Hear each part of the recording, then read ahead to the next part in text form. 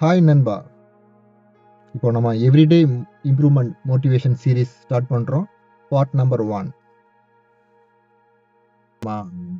நமக்கு டஃப்பாக இருக்குமா, செஞ்சிடலாமா, அப்படி யோசித்து நம்ம டைமை வேஸ்ட் பண்ணுறதை விட ஸ்லோ ப்ரோக்ரஸ் ஸ்டார்ட் பண்ணலாம். சின்ன அளவில் டார்கெட்டை ஸ்டார்ட் பண்ணலாம். எப்படின்னா, ஒரு எக்ஸாம்பிள் சொல்கிறேன்னு இல்லை, நீங்கள் அந்த கிளிப் இருக்குல்ல, அதான் டார்கெட்னா, இங்கே நின்று யோசிச்சுக்கிட்டே இருக்கிறத விட பண்ணலாமா வேணாமா, என்ன செய்யலாம், ஏதாவது ஆகுமோ, லாஸ் ஆகுமா, சிம்பிள் ஸ்டெப்பு போடுங்க, ட்ரை பண்ணுங்க.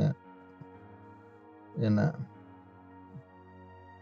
உங்களோட மொத்த கேபிட்டலையும் இன்வெஸ்ட் பண்ண தேவையில்லை, மொத்த எனர்ஜி ஸ்லோவாக ப்ரோக்ரஸ் பண்ணுங்க.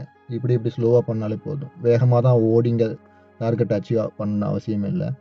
இப்போ இங்கே இருக்கிற ஸ்டார்ட் பண்ணாலே போதும். 1% சொல்லுவாங்களே, 1% எஃபோர்ட், அது மாதிரி இப்படி ஸ்லோவாக போனால் போதும். இதில் கொஞ்சம் ஸ்பீடாக காமிக்கிறேன். இந்த மாதிரி போயிட்டு அச்சீவ் பண்ணாலே போதும். வேகமாக போயிட்டு நம்ம இங்கே நின்றுக்கிட்டு ஐயோ கொஞ்சம் டயர்டாயிருச்சு, நம்ம கொஞ்சம் உட்காந்துக்கிறோம், இங்கே ரெஸ்ட் எடுப்போம், ரெஸ்ட் எடுத்துகிட்டு அப்புறம் போகலாம், அப்புறம் மனசனோட மனசு குரங்கு மாதிரி சொல்லுவாங்க. அதுக்கப்புறம் நம்மளோட டார்கெட்டே மாறிப்போம். இன்னொரு டார்கெட் பண்ண என்ன, அந்த ரெஸ்ட் ஏரியாவில் மாறிடும். அதனால் ஸ்லோ ப்ரோக்ரஸாக ஒரே எய்மாக வச்சு டார்கெட்டை ட்ரை பண்ணி போய்கிட்டே இருக்கலாம். புரிஞ்சுதா? அதான் சொல்லுவாங்க, slow progress is better than no progress. சிம்பிளாக சொல்கிறேனே, slow progress is no problem, no progress is a big problem.